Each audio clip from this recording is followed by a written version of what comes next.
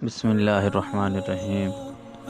ایک عورت امام علی علیہ السلام کی بارگاہ کے اندر آئی، عرض کرنے لگی، یا علی، میرا شوہر مجھ سے بہت لڑتا ہے، ناراضگی کا اظہار کرتا ہے، مجھے اچھا نہیں سمجھتا، جس کی وجہ سے گھر کے اندر لڑائی اور نچاکی رہتی ہے، اور یا علی، گھر کے اندر بے برکتی ہے، رزق کے اندر برکت نہیں ہے، کوئی ایسا وظیفہ بتائیں کہ میرا شوہر مجھ سے محبت کرے اور رزق کے اندر وسعت اور برکتیں ہو۔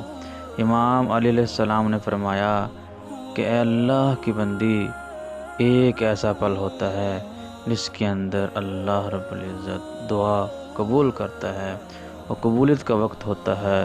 عرض کرنے لگی، یا علی، وہ کون سا وقت ہے؟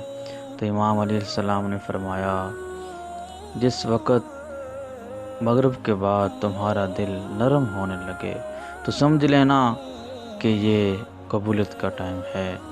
آپ علیہ السلام نے فرمایا کہ مغرب اور عشاء کے درمیان یہ اللہ کا ایک اسم اعظم ہے، اس کا ورد کرنا ہے، یا رحیم و یا رحیم، یا کریم و یا معز، 27 مرتبہ اس کا ورد کر کے جو دل کے اندر خواہش ہے، آرزو ہے، اللہ کی بارگاہ کے اندر دعا کرنی ہے۔